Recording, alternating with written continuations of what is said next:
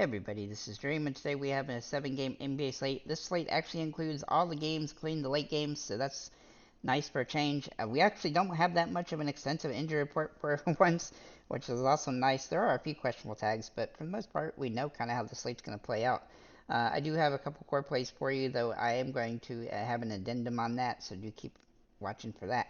But before I get started, can you guys smash that like and subscribe button? It really helps the channel a lot. I really do appreciate it. So let's get into this injury report first. So for the Cavaliers, Thompson remains suspended. For the Wizards, Bagley and Livers are out. For the Hornets, Martin and Hayward are questionable, and Ball, Williams, and Lowry are out. For the Warriors, Green is questionable, and Chris Paul are still out. For the 76ers, Maxey is questionable. That's the big question mark of this particular slate. Embiid is out, Melton is out, Batum is out, and Covington is out. For the Hawks, Capella remains out. For the Celtics, Holiday is questionable. For the Pelicans, Zion and Marshall are questionable. Both Drew Holiday and Zion Williamson could definitely affect the slate, whether they're out or not. And for the Pistons, Cunningham and Bogdanovich are questionable, and Stewart are out. Obviously, Cunningham and Bogdanovich being out would definitely play a role here as well. But overall, we do have two guys I really like a lot today. One being Victor Wembanyama. He has been absolutely phenomenal lately. He needs 44 fantasy points to 5x here, and he's been over that in 14 of the last 15 games. He's been matchup proof, so I'm not as concerned versus Miami as I would be for most players, but he still does have a small concern here.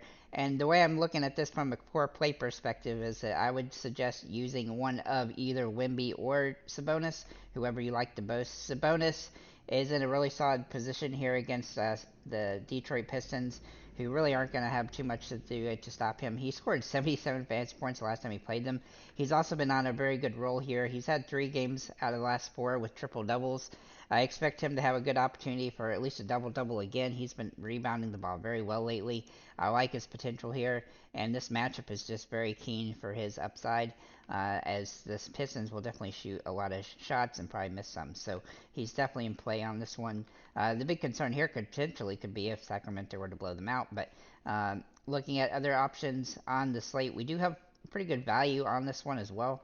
One guy I do kind of like today is Daniel Gafford. Even though he does face a tough matchup here against Cleveland, he's been playing pretty well whenever Stewart is out, and that is the case today. So he definitely gets some upside perspective from that because his minutes should increase slightly. He does need a kind of a double-double to pay off here, but he is definitely capable of that in this matchup.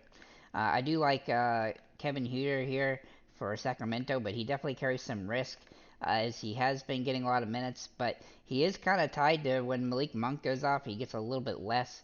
So do keep that in mind. But his price is still pretty good here, and he's got some good upside games lately. He does have a lower floor than I'd like, but he's squarely a GPP play as a result. But he's nicely priced, and so he's definitely somebody you can fit in. Looking at Caleb Martin from Miami, he's moved in the starting lineup the last game, and I'll see if he can continue to do that. If he does well, he should keep starting. He's been playing 25 to 30 minutes most games, and he is increasing his fantasy output. He's squarely a GPP play and kind of a Hail Mary option, but he's definitely playing pretty well right now, and he looks to be uh, involved in the offense. Looking at De'Aaron Fox for the Kings, he's actually come down in price some, and while he was kind of snubbed for the All-Star vote, he's played very well for most of the season, and he needs just 40 fantasy points in a very good matchup against Detroit. I look for him and Sabonis to be an interesting pair to put together for the slate.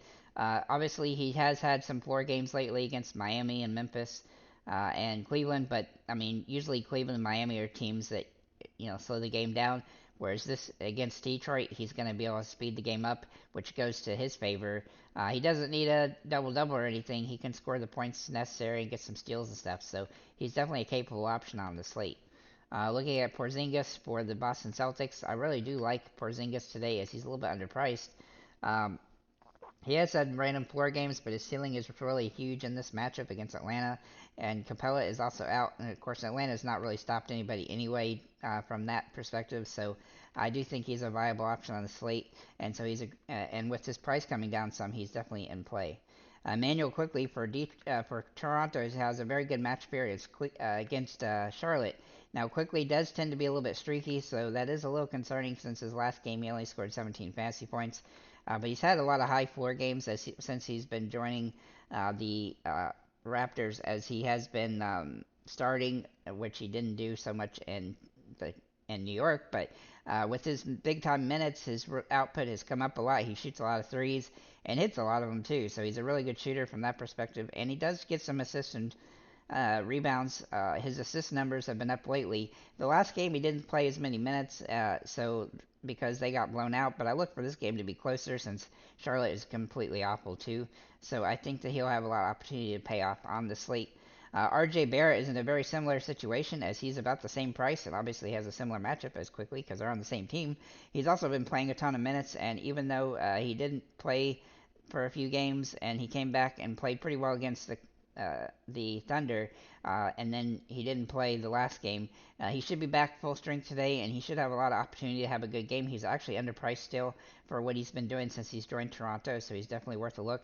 And Emmanuel Quickly and RJ Barrett lineup is definitely in the cards today. Looking at Jarrett Allen, he has played well for Cleveland throughout the season, and he's got a very solid matchup here against Washington, who's really one of the worst teams against big guys.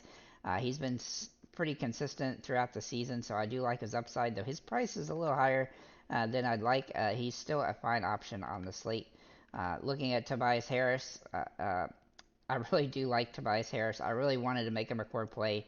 The question here is if they, his price is a little bit higher than it has been because he is a automatic, 35 fantasy points whenever Embiid is out.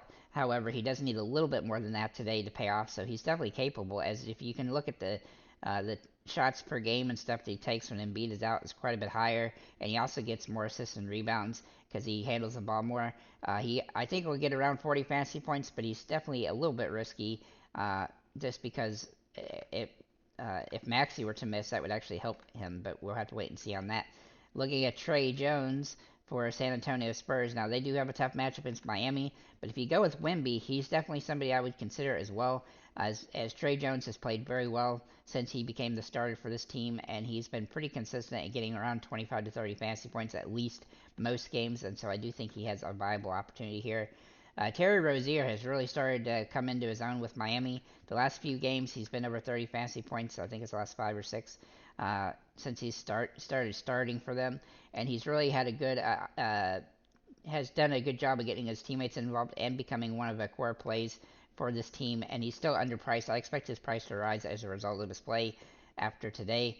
Looking at Jimmy Butler, his game has also improved pretty good since Terry Rozier has been moved into the starting lineup. I really like his potential in this one. He's playing very well right now, and so he's definitely worth a look as he has that super high ceiling. Then we're going to look at Kawhi Leonard, last but not least, for the Clippers. I just want to include him because he's been playing very well lately. He's their best player right now, and they have a good matchup for him, which he has been highly motivated to be good.